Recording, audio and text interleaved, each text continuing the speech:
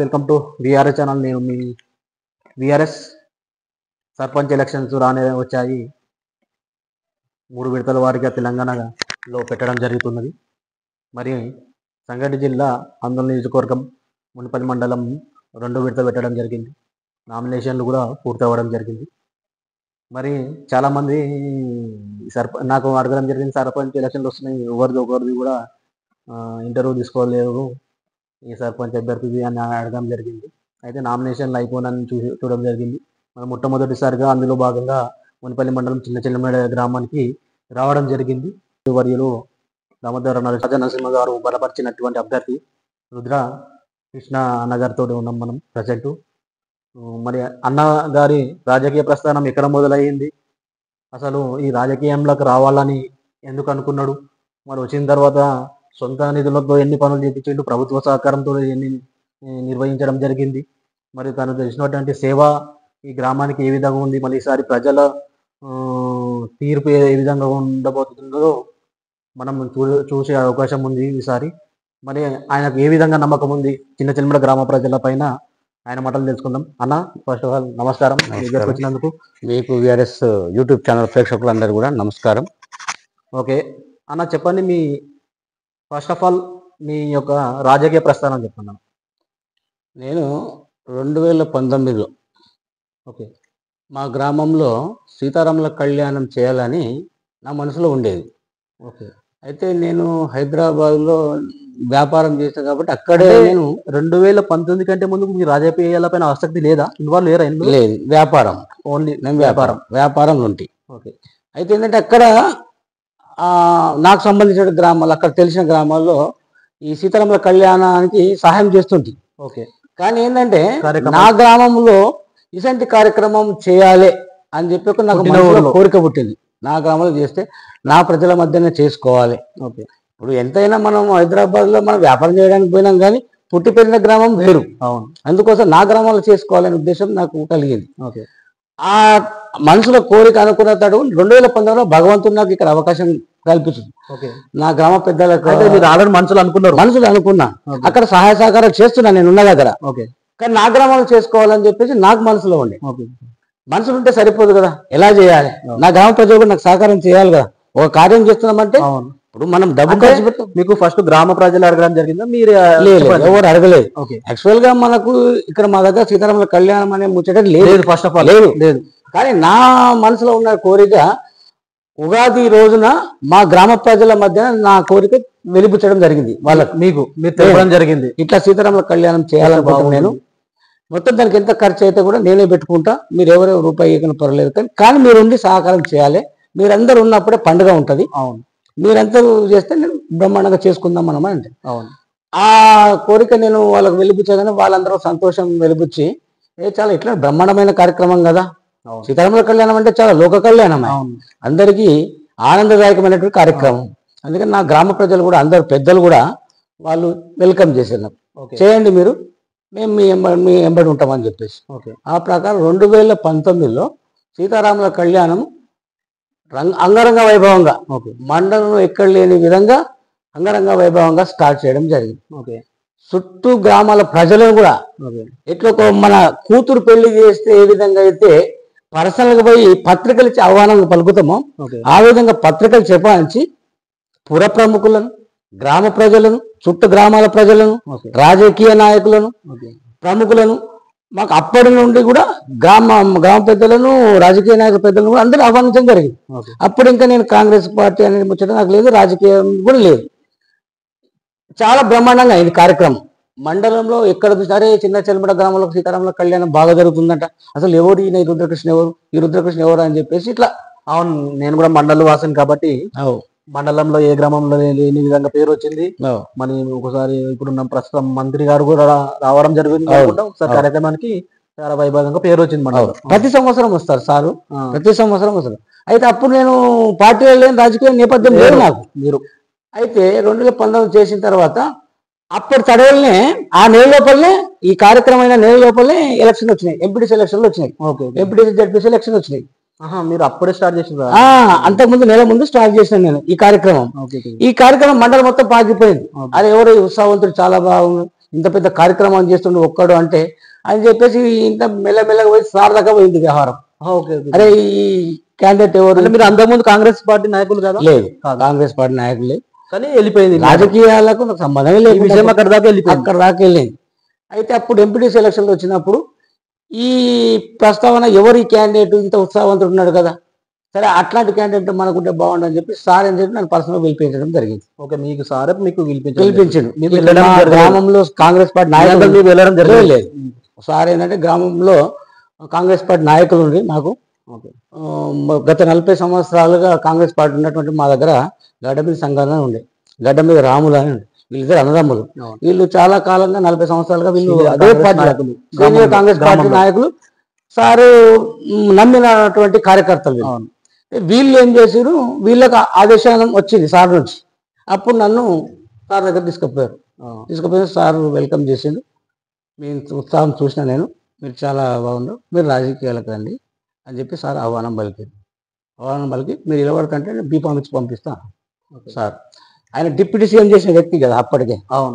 అంత పెద్ద వ్యక్తి నన్ను ఆహ్వానించి బీఫామ్ ఇచ్చేది అన్నప్పుడు నేను ఏం మాట్లాడతా ఇంకా మాటలు రావు. కాబట్టి నేను ఏమనుకో, సార్ మీ ఆశీర్వాదం సార్, మీ ఆశీర్వాదం అంటే కంపల్సరీ నేను నిలబడతాను సార్ అని చెప్పేసి అప్పుడు నాకు బీఫామ్ ఇస్తే అప్పుడు ఎంపీటీసీ ఎలక్షన్లో మొట్టమొదటిసారిగా నేను రాజకీయంలో రావడం జరిగింది. పిలిచి మరీ ఇవ్వడం జరిగింది. పిలిచి మరిస్తే రాజకీయం రంగేట్రం చేసిన.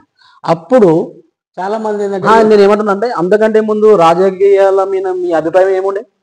రాజకీయాలు అంటే నాకు రాజకీయ అవగాహన లేదు, అసలు లేదు రాజకీయ అవగాహన. అసలు మా ఫ్యామిలీ వ్యవసాయ కుటుంబం అది. ఓకే, మేము వ్యవసాయదారం, మా నాన్న వ్యవసాయం, మా తాత వ్యవసాయం, మాది మొత్తం వ్యవసాయ కుటుంబం. మాది రాజకీయాల వైపు మాకేం లేకుండే. అసలు వ్యాపారం, హైదరాబాద్ లో వ్యాపారం చేసుకొని భగవంతుని దయ వల్ల మంచిగా బతికి 10 రూపాయలు సంపాదించుకొని మంచిగా ఉన్నాం భగవంతుని దయ వల్ల. ఆ కార్యక్రమం కళ్యాణం చేసే కార్యక్రమంలో అందరి పేరు వచ్చి సారు పిలిపించాడు కాబట్టి ఆయన చెప్పే వరకు నేను కాదని లేక ఒక సీతారాముల కళ్యాణం ఉత్సవం మహోత్సవం అక్కడ వరకు జరిగింది. స్టార్ట్ అయిపోయింది. అవును, శ్రీరామచంద్రుడు నాకు రాజకీయ భిక్ష అక్కడ కల్పించింది సార్ ద్వారా. అట్లా ఏ పదవి లేకుండానే ఇంత మంచి కార్యక్రమం చేసిండు. ఇంకా ఇంట్లో ఉంటే పదవి బాగుంటుంది కదా అనే ఉద్దేశంతో గుర్తించి తీసుకురావడం దేవుని అనుగ్రహం, అనుగ్రహం అనుకోవాలి. ఆ కళ్యాణం కూడా అనుగ్రహం అనుకోవచ్చు. మనిషి ఎక్కడెక్కడ ఎందుకంటే ఆ అనుగ్రహం లేదు ఎవరు ఏ స్థాయిలో ఉండరు. ఆ విధంగా మీకు కల్పించడం. అందుకే పెద్దలు అంటారు కదా, సీతారాముల కళ్యాణం చేస్తే జగత్ కళ్యాణం కదా, లోక కళ్యాణం కదా, మంచి జరుగుతుంది. ఎక్కడైనా ఏ జాగాలో అయితే మనం కళ్యాణం నిర్వహిస్తామో ఆ యొక్క ప్లేస్, ఆ స్థలం యొక్క ప్రాముఖ్యత చాలా పెరుగుతుంది అంట. మా దగ్గర ఏ 100 సంవత్సరాల నాటు కట్టిందో మా దగ్గర హనుమాన్ మందిరం, కానీ ఈ సీతారాముల కళ్యాణం జరిగిన తర్వాతనే ఆ గుడి మొత్తం తీసి సుమారు 60-70 లక్షల రూపాయలతో గుడి నిర్మాణం చేస్తున్నాం ఇప్పటికి. అది కొనసాగుతుంది 60-70 లక్షల రూపాయలతో. అంటే అందరితో చందాలు వసూలు చేసి అందరూ. ఓకే అన్న, ఇప్పుడు ఆ వివరాలకు వెళ్ళే ముందు ఒకటి ఏంటంటే, సరే మీరు కంటెస్ట్ చేసి మీరు ఎంపీటీసీలో చేసిరు, ఎన్నో కొన్ని ఊర్లతోటి పరాజయం గెలుపు అంచుల దాకా వచ్చి పరాజయం కావాలి. అప్పుడు మీ ఫీలింగ్ ఏ విధంగా ఉంది? పరాజయం అయితే నేను అది ఏ విధంగా సమర్థించుకున్నావు? అయితే ఏమైతే అంటే యాక్చువల్ గా నాకు కూడా నేను గెలుస్తానైతే ఏమనుకోలే, కానీ గెలుపు దాకా పోవాలి మనం ఖచ్చితంగా. ఎందుకంటే నాకు 4 రోజుల రాజకీయం వెనకప్పుడు సార్ పిలిచి లేదు, రేపటి నామినేషన్ లాస్ట్, ఈ రోజు నాకు బీఫామ్ ఇచ్చింది సార్ పిలిచి. అప్పుడు నాకే అనుభవం లేదు, టైం లేదు, కార్యకర్తలు లేదు, నాకు ఎవరు లేదు. ఏకున్నా కానీ నా గ్రామ ప్రజల యూత్, నాకు ఉన్నటువంటి బలము యూత్. ఆ యూత్ పిల్లలు బాగా యువకులు చాలా సపోర్ట్ చేసింది నాకు. ఇప్పటికి నాకు వెన్నంటున్నారు, ఇప్పటికీ వెన్నంటున్నారు, వాళ్ళ బలమే నాకు అప్పటికి. అయితే 4 గ్రామాలు మాకు, బొడపల్లి, అల్లాపూర్, తక్కడపల్లి, చిన్న చెల్లిమడ, ఈ 4 గ్రామాలు అయితే నేను కొత్తగానే కదా. నేను అసలు యాక్చువల్ గా అందరూ ఏమనుకుంటే ఈయనకు 100 ఓట్లు రావు అని చెప్పేసి అవహేళన చేశారు, ఎన్నెన్నో అన్నారు, అవహేళన చేశారు. ఎవరికి తెలియదు అవహేళన చేశారు. 4 గ్రామాల్లో ఈయనకు ఓట్లు ఎవరు వేస్తారని చెప్పేసి. కానీ ఒక 130 ఓట్లతోటి నేను ఓడిపోయాను. చాలా అసలు ఊహించలే సారి అంత పూర్తి. అవును, రాజకీయ ప్రత్యర్థులు కూడా దాకా కోరు. ప్రత్యర్థులు కూడా అరే రుద్రకృష్ణ గెలుస్తున్నాడు, ఎట్లా గెలుస్తున్నాడు అని చెప్పేసి అనుకున్నాను. కానీ భగవంతుని దయ వల్ల అయితే 130 ఓట్లతోటి ఓడిపోయినా. అప్పుడు నేనేం చేసిన అంటే, అరే నా గ్రామం నన్ను దూరం పెట్టలేను. మీ గ్రామంలో ఎంత లీడ్ వచ్చింది అన్నప్పుడు? లీడు ప్రత్యర్థి కంటే నేను లీడ్ ఉన్నారు. ఎందుకంటే ఆయన స్థానికంగా ఉండి ఎన్నో సంవత్సరాల నుంచి ఉన్నాడు, కానీ ఆయన ప్లేస్ ఉండాలి యాక్చువల్, కానీ ఆయన కంటే ప్లేస్ నాకుండే. దాన్ని గమనించి నేను నా గ్రామ ప్రజలకు నేను సేవ చేయాలి, ఎందుకంటే నన్ను కోరుకుంటున్నారు కదా. ఓకే, అయితే ఓకే నేను ఏమంటున్నా అంటే కొంతమంది అభిప్రాయం విన్నది ఏంటిదంటే ఊర్లో డెవలప్మెంట్ చేసి సరిపోదు, ఒక కార్యకర్తలకు ఎన్నో అవసరాలు ఉంటాయి డెవలప్మెంట్ కాకుండా. ఇప్పుడు ఊర్లో రోడ్లు వేస్తే అందరికి మంచిదే, కానీ ఇంట్లో సమస్యలకు బిన్న ఒక నాయకుడు ఉండాలనుకుంటారు. ఆ నాయకుడు ఉండాలంటే స్థానికంగా అందుబాటులో ఉండాలనుకుంటారు. స్థానికంగా పోలీస్ స్టేషన్, పంచాయతీ కానీ, రెవెన్యూ ఆఫీస్ కానీ, ప్రజల సమస్యలు అన్ని ఉన్నాయి. మీరు డెవలప్ చేసి పోతే వెళ్ళిపోతే మీకు గుర్తించారు, మీకు చేయరు. వాస్తవం. దీనికి మీరేం కారణం చెప్తారు? ఎందుకంటే మీరు చేసిపోయారు, ఇక్కడ అందుబాటులో లేరు, ఎక్కడో హైదరాబాద్ లో స్థిరపడ్డారు, లేరు, ఎక్కువ టైం ఇవ్వకొస్తలేరు. టైం ఇవ్వనప్పుడు కూడా కొంచెం నెగిటివ్ అయ్యే అవకాశం ఉంటది అని చెప్పి మీరు స్థానికంగా ఉండాలనుకుని ఇక్కడ ఒక ఇల్లు నిర్మించుకోవడం జరిగింది. ఈ అంశం పైన మీ అభిప్రాయం ఏంటి? అంటే డెవలప్మెంట్ చేయాలా పబ్లిక్ ఈ పంచాయతీలు కూడా తెలపాలంటే ఏం చెప్తారు? అవును, అయితే నేను ఎప్పుడు మొత్తం ఇక్కడ ఎప్పుడైతే ఎందుకంటే నేనేమనుకుంటున్నా అంటే మీకు వ్యాపారం తప్ప మీకు ఇట్లాంటి తెలియదు, ఈ పంచాయతీలకు తెలియదు. ఇలా వచ్చినాక మీకు ఏమనిపించింది? అయితే నేను ఓడిపోయిన తర్వాత గ్రామాన్ని వదిలిపెట్టలేను. ఓకే, వారానికి రెండు రోజులు ఇక్కడ వస్తుంది. ఓకే, ఒక 5-6 రోజులు అక్కడ వ్యాపారం. ఎందుకంటే ఇంకోటి వ్యాపారం చేస్తే నేను 10 రూపాయలు సేవ చేయగలుగుతా, లేకుంటే ఏం చేస్తాను నేను? కాబట్టి అటు పోయినా కానీ ఒక వారంకు 2 రోజులు రావాలి. ఏ చిన్న కార్యమైనా కానీ, ఊళ్ళో చెడు కార్యమైనా శుభకార్యమైనా ఖచ్చితంగా అటెండ్ అయ్యాను. ఖచ్చితంగా గత 7 సంవత్సరాలు ప్రతి దానికి గుడి గోపురాల కార్యక్రమాలు కావచ్చు, పర్సనల్ కార్యక్రమాలు కావచ్చు, పెళ్లిళ్ళ పేరెంటాలు కావచ్చు, ఇంకెవరైనా అనివార్య కొన్ని దుర్ఘటనలు జరిగినప్పుడు చనిపోతే ప్రతి కార్యక్రమంలో అటెండ్ అయినా. అయితే అయినప్పుడు కూడా నేను ఎటువంటి పదవి లేకున్నా కూడా చనిపోయిన వారికి నా వంతు సాయంగా 5,000 రూపాయలు ఇవ్వడం జరుగుతుంది. ఎవరైనా హాస్పిటల్లో అయితే నాకు తెలిస్తే పోయి చూడడానికి పోతే ఒక 5,000 రూపాయలు అట్లా ఇవ్వడం జరుగుతుంది. నా వంతు సాయంగా అట్లా చేయడం అట్లా చేస్తున్నా. అందుబాటులో ఉన్నా ప్రతిదానికి. నేను ఏ ఊరిపోలే, ఉండేది హైదరాబాద్ అయినా కానీ మనసంతా ఊరిపోయినా ఉన్నాను. అందుకే నేను ఎందుకు ఉన్నానంటే నా గ్రామ ప్రజలు నాకు లీడ్ ఇచ్చారు. ఇచ్చారు కాబట్టి అందుకే వాళ్ళ మనసులు నిన్నా కాబట్టి నా మనసు వాళ్ళ మీద ఉన్నది. అట్లా. అయితే ఇప్పుడు ఒకటి టాకింగ్ ఏంటంటే మీరు మొత్తం ఒక ఏకగ్రహం ఇస్తే ఇంత బడ్జెట్ ఊరికి ఇవ్వడం జరుగుతుంది అందరం, నిజమేనా? అయితే నేనేమంటున్నానంటే ఎలక్షన్లో పోటీ పడడం అనేది సర్వసాధారణమైన విషయం. ఈ పోటీ పడ్డ ఇప్పుడు ప్రత్యర్థి కూడా రేపు గెలవడం ముఖ్యం కాదు, గెలిచిన తర్వాత ఏం చేస్తారు అది కూడా ముఖ్యమే కదా. ఇప్పుడు చెప్పబడుతుంది, చేయాలి కదా. ఇప్పుడు ప్రభుత్వం నుంచి నిధులు వస్తాయి, రావు, వస్తే అందరూ చేస్తారు, రాకుండా కూడా చిన్న కార్యక్రమాలు చేయాలి కదా, ఏదో చిన్న కార్యక్రమం చేయాలి. అట్లా నేను ప్రభుత్వం నుంచి ఏ నిధులు రాకున్నా కానీ, ఏ సహాయ సహకారం వేరేతో లేకున్నా కానీ ఒక సుమారుగా 20 లక్షల రూపాయలతోటి భూలక్ష్మి మాత టెంపుల్ నిర్మాణం జరుగుతున్నది ఇప్పుడు. జరుగుతుంది. అలాగే హనుమాన్ మందిరం వద్ద నీటి ఎద్దరు ఉండే భక్తులకు ఆ నీటి ఎద్దరు తీసడానికి బోరు వేయించడం జరిగింది. ఎవరి దగ్గర నేను రూపాయి తీసుకోవాలి, నా సొంత నిధులతో. హనుమాన్ దగ్గర బోరు వేయించారు, ఇంకేక్కడ మళ్ళీ గుడి నిర్మాణంలో హనుమాన్ మంది గుడి నిర్మాణంలో నా పాత్ర గొప్పగా చేసిన.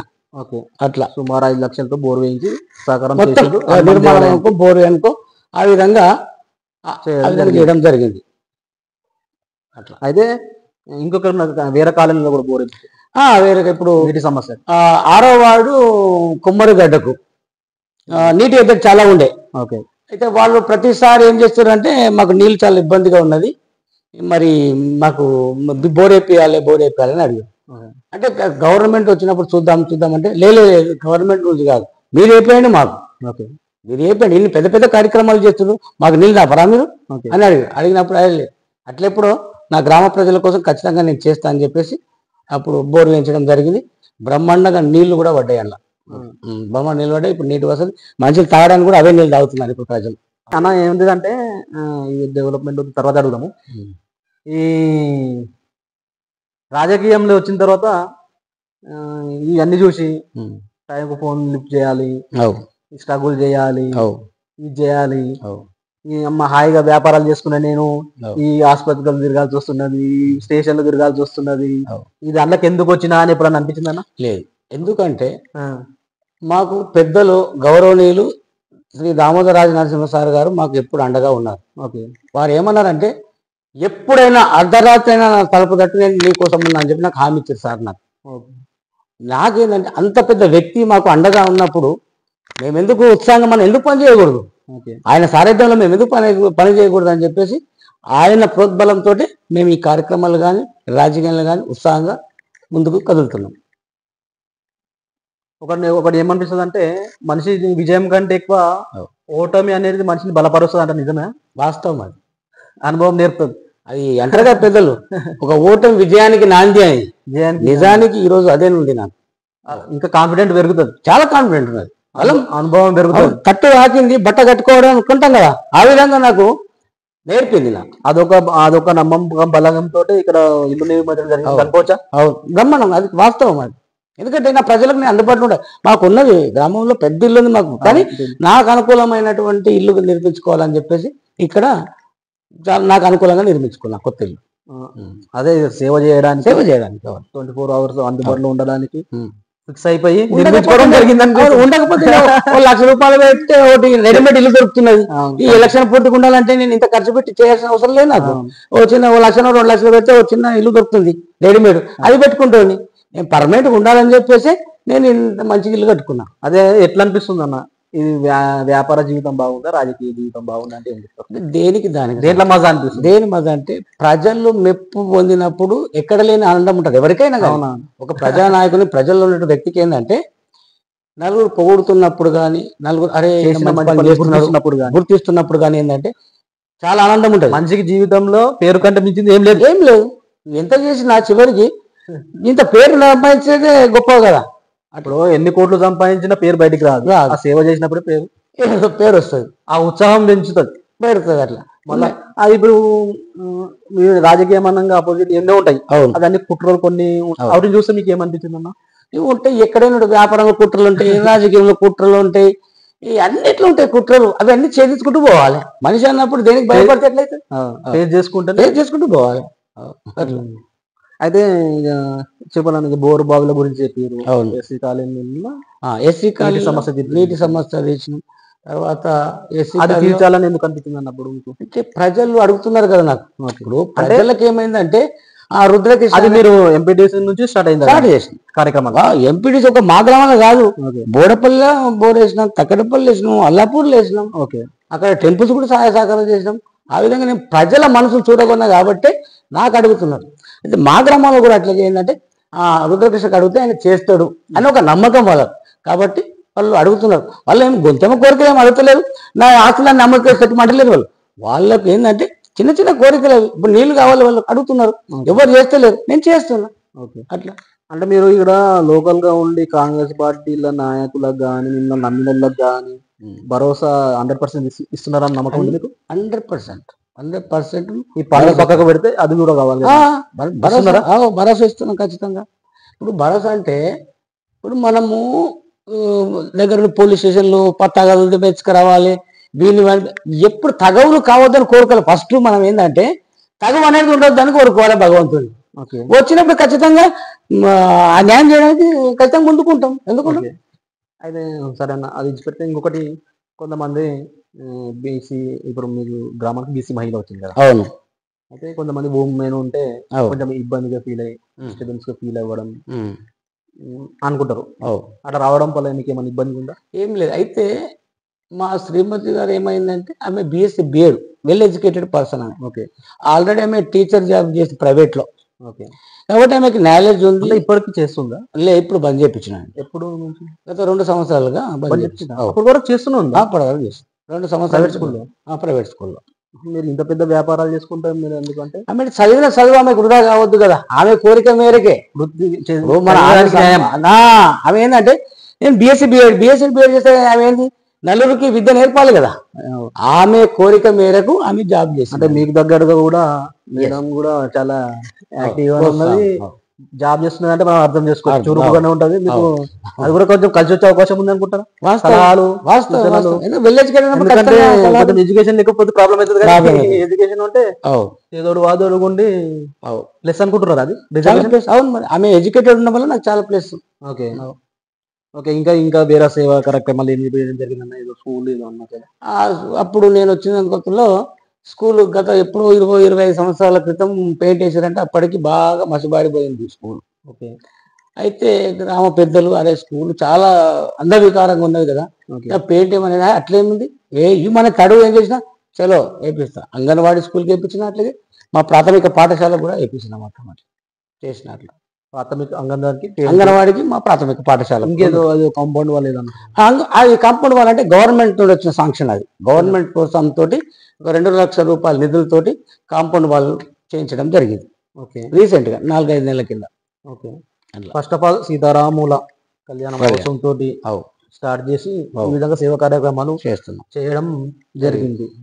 ఇంకా గుడి అన్నారు భూలక్ష్మమ్మ గుడి సుమారు 20 లక్షల రూపాయల ఖర్చుతో కొనసాగుతుంది. సొంత నిర్మాణంలో ఉంది. సొంత నిధులే ఎవరి దగ్గర ఎవరు సొంత నిధులతోటి. ఓకే. ఇంకా ఇంకా కుల మతాలకు అతీతంగా ఇంకేం చేశారన్న మీరు? కుల మతాలకు అతీతంగా ఇప్పుడు పీర్ల పండుగ వస్తుంది మా ముస్లిం సోదరులకు చాలా నాకు అండగా ఉంటారు వాళ్ళు. అప్పుడు నేను ఎప్పుడైతే వచ్చినో గ్రామంలోకి అప్పటి నుంచి కూడా నాకు చాలా అండగా ఉంటారు ముస్లిం సోదరులు కానీ క్రిస్టియన్ సోదరులు కానీ. నాకు చాలా బలము అంటే ముస్లిం సోదరులు, క్రిస్టియన్ సోదరులు, ఇక మా హిందూ సోదరులు అంటే ఎట్లయినా ఉంటారు. అయితే వీళ్ళు కూడా పీర్ల పండుగ వచ్చినప్పుడు కూడా వాళ్ళ కోరిక మేరకు నాకు తోచిన సాయం చేస్తూ వస్తున్నాం.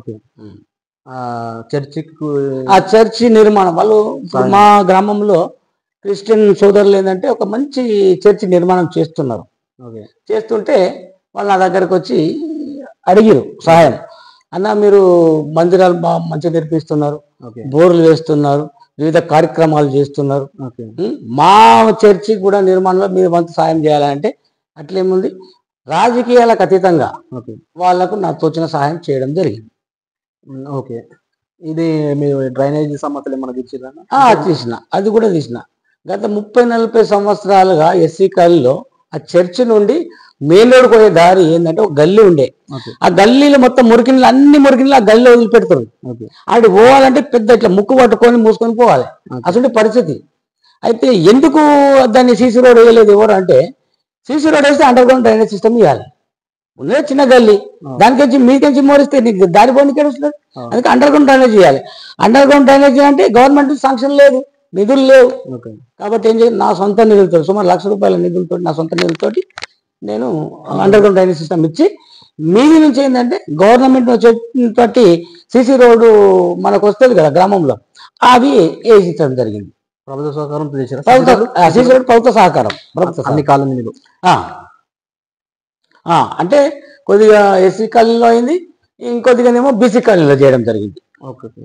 ఇంకేదో అది కల్వర్టు నిర్మాణం ఏదో ఉంది. కల్వర్టు నిర్మాణం అంటే మాకు చిన్న చెల్లి నుంచి తక్కడపల్లి పోయే దారి ఏంటంటే అధిక వర్షాలతోటి రోడ్డు తెగిపోవడం జరిగింది.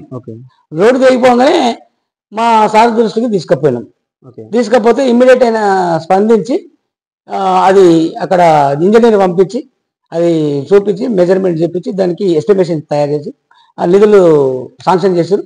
ఆ కల్వర్టు కూడా ప్రభుత్వ సహకారంతో నిర్మించడం జరిగింది. ఓకే. ఇది సీతారాముల కళ్యాణానికి సంవత్సరం ఎంత ఖర్చు అవుతుంది? సుమారు 6-7 లక్షలు ఖర్చు పెడతాను సుమారుగా. ప్రతి సంవత్సరం 6 లక్షలు. ఎవరి దగ్గర కూడా 1 రూపాయి తీసుకు 7 సంవత్సరాల నుంచి 6 సంవత్సరాల నుంచి 6 సంవత్సరాలు 6 కళ్యాణం కంప్లీట్ అయింది. 1 సంవత్సరం ఎందుకు రాలేదంటే కరోనా నుంచి ఆ రోజు ఎక్కడ మనం బయటకు పోలేం కదా, ఎవరింట్లో వాళ్ళే ఉన్నారు కాబట్టి ఆ సంవత్సరం మిస్ అయింది. 6 సంవత్సరాలు కంటిన్యూగా రంగరంగ వైభవంగా చేస్తున్నాం. అయితే మొన్న లాస్ట్ మంత్ లో చేసినప్పుడు ఏదో ఏంటంటే ఈసారి మీరు ఎవరైనా చేసుకోండి డబ్బులు కావాలంటే ఇస్తాను అన్నారట, నిజమా? లేదు, నేను అనలే. అయితే కొందరు మా దగ్గర నా రాజకీయ ప్రత్యర్థులు అనుకోవచ్చేమో, అయితే ఆయనే చేస్తాడు ఎప్పటికీ సీతారాముల కళ్యాణం, మేము చేయొద్దా అని చెప్పేసి అన్నారంట. అంటే అరే అట్లేంది, దేవుడు నీకు దేవుడే నాకు దేవుడే, అట్లేముంది ఎవరైనా చేయండి అప్ప అని చెప్పేసి నేను కూడా ఊరుకున్నా. అంటే ఊరుకోవడం అంటే మరి ప్రతి సంవత్సరం అయితే ఉగాది రోజు పంచాంగ శ్రవణం ఉంటుంది కదా, పంచాంగ శ్రవణం గుళ్ళో కూర్చుంటాం గ్రామ పెద్దలు గ్రామ ప్రజలు అందరం కూర్చున్నప్పుడు ఎవరు చేస్తాడే వాళ్ళు చేయాలి.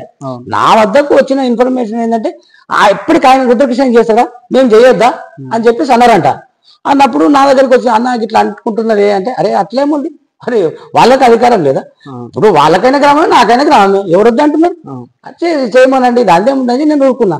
అప్పటికి మేము కూర్చున్నాం, 15-20 నిమిషాలు అయింది, పంచాంగ శ్రవణం అయింది, ఎవరు సపోర్ట్ చేస్తలేరు. ఆ టైంలో మా గ్రామ పెద్ద బొబ్బిలి సంగమేశ్వర గారు ఏమన్నారంటే, కృష్ణ ప్రతి సంవత్సరం నువ్వు చేస్తున్నట్టుగా సీతారాముల కళ్యాణం అది నువ్వే నిర్వహించాలి అన్నారు. బ్రహ్మణ మీ ప్రజలు, మన గ్రామ ప్రజలు ఎప్పుడైతే ఆదేశాలు ఇస్తారో బ్రహ్మాండంగా నేను చేసేది, దాని లేదని మళ్ళీ అంతకంటే లాస్ట్ ఇయర్ కంటే కూడా రెట్టింపుతో చేసిన, మళ్ళా రెట్టింపుతో చేసిన. ఓకే. ఇంకా ఏమున్నాయన్న ఇంకా మీరు ఊర్లో చెప్పవలసిన ఏముంది డెవలప్మెంట్ కార్యక్రమం? డెవలప్మెంట్ అంటే ఇప్పుడు ప్రభుత్వ సహకారంతో ఇందిరమ్మ ఇల్లు. ఓకే. ఇందిరమ్మ ఇల్లు కూడా ఒక 10 సంవత్సరాలు 20 ఇల్లు శాంక్షన్ చేయించుకొచ్చినాం. ఎందుకంటే గ్రామంలో 20 ఇల్లు శాంక్షన్ చేయించుకొచ్చినాం. మా సార్ గారు మాకు ముందు చెప్తున్నా కదా, ఆయన ప్రోత్సాహం మాకు బాగుంది, మంత్రివర్యుల ప్రోత్సాహం మాకు బాగుంది. ఎటు తిరిగి ఆయన ఏంటంటే గ్రామ ప్రజలకు సేవ చేసే వ్యక్తి కావాలి ఆయనకు. కాబట్టి ఆయన సహకారంతో, మేము ప్రభుత్వ సహకారంతో ప్రజలకు సేవ చేయడానికి ముందున్నాం. కాబట్టి ఆయనతో అడిగితే ఇంకా 10 కూడా ఇచ్చిండు, 20 ఇళ్ళు ఇచ్చిండు, మాకు 20 ఇళ్ళు తీసుకొచ్చినాం. ఇంకా కావాలంటే కూడా ఇంకా కట్టేటోడు ఇంకా కూడా ఇస్తాను సార్, ఇంకా కూడా ఇస్తాను. మీ ఇష్టం, మీరు ఇంకా ఇండ్లు లేని వాళ్ళు ఎవరైనా ఉంటే చూడండి, చూస్తే ఇంకా కూడా శాంక్షన్ చేస్తున్నారు సార్. ఓకే అన్న, ఏంటంటే గ్రామంలో చేసిన పనులు అయిపోయినాయి అనుకోవచ్చా? ఇంకా మనం మిగిలిన ఇంకా ఉన్నాయి. ఇంకా ఇప్పుడు గ్రామ చేసినాయి అంటున్నా, నేను చేసిన. ఇంకా బస్ షెల్టర్ నిర్మాణం చేసిన, బస్ షెల్టర్ కూడా నిర్మాణం చేసిన 2020లో 21 అనుకుంటా, నా సొంత నిధులతో బస్ షెల్టర్ ఏర్పాటు చేయడం జరిగింది, ప్రజలకు ఇబ్బంది కాకుండా. అట్లాగే 3 సంవత్సరాలకు ఒకసారి మా దగ్గర దుర్గమ్మ జాతర బ్రహ్మాండంగా అవుతుంది. ఓకే, చాలా బ్రహ్మాండంగా అవుతుంది. దాంట్లో అధిక మొత్తం నేను జాతరకు సహాయ సహకారాలు చేసిన. మళ్ళీ అట్లాగే మా గ్రామ ప్రజలు ఎప్పుడు వెనకడుకో 30-40 ఏళ్ళ కింద మనం వింటుంటే భాగవతం ఆడతారు. ఇప్పట్లో భాగవతాలు లేవు కదా, ఏడా భాగవతం ఆడడం లేదు కదా. కానీ అప్పుడు దుర్గమ్మ జాతర అప్పుడు మా గ్రామ ప్రజలు కొందరు, అరే మనం భాగవతం ఎల్లమ్మ మాట ఆడతాం మేము అని చెప్పేసి వాళ్ళు ముందుకు వచ్చారు. వచ్చినప్పుడు వాళ్ళు నా దగ్గరకు వచ్చారు. వచ్చినప్పుడు అన్న ఇట్లా మేము ఎల్లమ్మ మాట ఆడతాం, మీరు సహాయ సహకారాలు చేయాలి మీరు అంటే, అట్లే ఉంది అని అందరు సంతోషంగా మీరు ఆడుతున్నారు, ఎందుకు కాదంట నేను అని చెప్పేసి ముందుకు వచ్చిన. వాళ్ళు కూడా చాలా సంబరపడ్డారు. వాళ్ళకు కూడా ఒక 50,000 రూపాయలు వాళ్ళు భాగవతం ఆడడానికి కూడా నేను ఇవ్వడం, సాయం చేయడం జరిగింది. వాళ్ళు చాలా సంతోషపడ్డారు వాళ్ళు. ఇంకా ఇంకా ఇప్పటికైతే ఇవే ఉన్నాయి. ఇంకా భవిష్యత్తులో చాలా ఉన్నాయి. ఇంకా మాకు ప్రజలు చేయబోయే కార్యక్రమాలు చాలా. ఏమంటే ఏం చెప్తారు? చేయబోయే ప్రధాన విషయాలు చేయబోయే కార్యక్రమాలు అంటే, ఇప్పుడు ఇంకా ప్రభుత్వ సహకారంతో చేసి సీసీ రోడ్లు కావాలి మాకు. డ్రైనేజ్ సిస్టమ్ కూడా సరిగ్గా లేదు మా ఊళ్ళో. ఇంకా డ్రైనేజ్ సిస్టమ్ కావాలి ప్రభుత్వ సహకారంతో. తర్వాత మా గ్రామ పంచాయతీ కూడా చాలా ఎప్పుడో 40-50 ఏళ్ళ కింద కట్టిన గ్రామ పంచాయతీ ఉన్నది మాకు. అంటే దాన్ని డిస్పాచ్ చేసి చేసి వేరే దగ్గర లేదు, అక్కడే ఇప్పుడు జాగా లేదు మా దగ్గర. ఇంకా ఇప్పుడు గవర్నమెంట్ జాగానే లేదు. గ్రామ పంచాయతీ నది ఊళ్ళో ఉంది, అక్కడే కట్టాలి. మేము భగవంతుని దయ వల్ల, గ్రామ ప్రజల సహకారం వల్ల వాళ్ళు నన్ను గెలిపించుకుంటే, ఇప్పుడు నేను సర్పంచ్ క్యాండిడేట్ గెలబడుతున్నాం కాబట్టి, ఇప్పుడు ప్రజలు నన్ను గెలిపించుకుంటే ఖచ్చితంగా మా మంత్రివర్య వారి సహాయ సహకారాలతో, వారి యొక్క ప్రోద్బలంతో ఖచ్చితంగా నూతన భవనాన్ని నిర్మించాలని నేను అనుకుంటున్నా. ఆ విధంగా నేను తెచ్చి నిర్మాణం చేస్తానని అనుకుంటున్నాను. ఇప్పుడు ఊరుని ఒక మాట చెప్పాలంటే ఏ విధంగా చేస్తారంటే ఏం చెప్తారు? ఇప్పుడు ఏ విధంగా చేస్తా అంటే, ఇప్పుడు కొందరు అంటారు కదా, ఇది సుందరవనం చేస్తా, నందనవనం చేస్తా, ఇది డల్లాసం చేస్తా. అది కాదు. మాకున్న పరిధిలో మాకు ఏ విధంగా అయితే గవర్నమెంట్ నుంచి ఫండ్స్ వస్తాయో దాన్ని ఒక ప్రణాళికబద్ధంగా గ్రామ పెద్దల సమక్షములో ఆలోచించి వాళ్ళ సహకారం తీసుకొని ఏదైతే బాగుంటుంది, ఎట్లయితే బాగుంటుందని ఆలోచన చేసి ఆ విధంగా పనులు చేయాలని అనుకుంటున్నాను. ఓకే. ఇంకైనా రాజకీయంలో గెలవాలంటే డబ్బు ఇంపార్టెన్స్ ఉండాలంటారా? ఒక వరకు అది అవసరమే డబ్బు. కానీ మా దగ్గర అంటే ప్రజలు నన్ను బ్రహ్మరథం పడుతున్నారు. మీరు రేపు పొద్దున క్యాన్వసింగ్ లో చూడండి. ఇప్పుడు ఏమంటారు అంటే, డబ్బు ఉంటేనే చేయాలా, లేకపోతే డబ్బు లేకపోతే సేవకు డబ్బు అనేది మొత్తమే అవసరం పాత్ర కాదు. డబ్బుతో పాటు ఈయన చేసే గుణం కూడా ఉండాలి. ఏ క్యాండిడేట్ అయితే వస్తున్నాడో ప్రజాసేవ చేసే గుణం కూడా ఉండాలి. డబ్బు ఒకరి మించిన ఒకరు కోటీశ్వరులు ఉన్నారు లోకంలో, రాష్ట్రంలో, ఊళ్ళల్లో కూడా ఒకరి మించిన ఒక కోటీశ్వరులు ఉన్నారు. ఎవరికి ఎవరు పొంతనే ఉంటుంది. ఒకరు ఈ కార్యక్రమం ఇంతకంటే పెద్ద చేసే సత్తా ఉన్నది, కానీ చేసే గుణం ఉండాలి. ఉన్నప్పుడే చేయగలుగుతారు. కానీ భగవంతుడు నాకు ఆ గుణం ఇచ్చిందని నేను అనుకుంటున్నా. చేస్తాను కూడా నేను నిండు మనసులో చెప్తాను. ఓకే, మీ స్కూలింగ్ ఎడ్యుకేషన్ కాలేజ్ ఎక్కడైందన్న? ఫస్ట్ మాకు ఇక్కడే మా గ్రామంలోనే ఫస్ట్. అప్పుడు మాకు ఏబిసిడి లేకుండా మేము చదువుకున్నాం. Only primary school. Primary school అంటే ప్రైవేట్ అది మా దగ్గర. మా దగ్గర ఏంటంటే ఒక ప్రైవేట్ పంతులు ఉండే మా దగ్గర. అదే మొత్తం ఎక్కడ వరకు చదువుకున్నారన్న? నాది గ్రాడ్యుయేషన్. మీ చిన్న చెల్మెడ గ్రామ ప్రజలకు మొత్తంగా చెప్పాలనుకుంటే ఏం చెప్తారన్న? ఏంటంటే నేను చెప్తున్నా ఏమంటే, మీరు ఏ విధంగా అయితే నన్ను ఆదరిస్తున్నారో మీ ఆదర అభిమానాలు అలాగే కొనసాగాలని కోరుకుంటున్నా. మీ ఆదర అభిమానాలతోటి నన్ను ఈసారి నేను సర్పంచ్ గెలిపించుకుంటే నేను ఎల్లప్పుడూ మీకు అందుబాటులో ఉండి నా యొక్క సేవ నిరంతరంగా మీకు అందిస్తానని కోరుకుంటున్నా. మీరు అలాగే నాకు సర్పంచ్ అభ్యర్థి గెలిపించి నా సేవను మీకు చేసే భాగ్యం కలిగించాలని నా గ్రామ ప్రజలు కోరుకుంటున్నా. ఓకే, ఇప్పటి వరకు యాక్చువల్లీ ఇంజలమడ గ్రామ సర్పంచ్ కాంగ్రెస్ తరఫున అభ్యర్థి బీసీ మహిళ రావడం జరిగింది. అయితే మేడం గారు అందుబాటులో లేకుండే, కొన్ని కారణాల వల్ల లేకుండే కాబట్టి ఇప్పుడు రావడం జరిగింది. యాక్చువల్లీ ఇంతకుముందు మొత్తం మేడంతో మాట్లాడిపియాలి, కానీ లేనందువల్ల మనం మాట్లాడిపియలేము. ఇప్పుడు మీకు మేడం గారి పరిచయం, పేరు అనేది తెలియదు. చెప్పండి మేడం, మీ పేరు?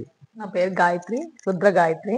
ఈసారి కాంగ్రెస్ పార్టీ తరఫున అభ్యర్థిగా నిలబడుతున్నాను. ఇప్పుడు ఊరు గ్రామ ప్రజలతోటి మహిళలతోటి ఏమన్నా అనుబంధం బాగుందా?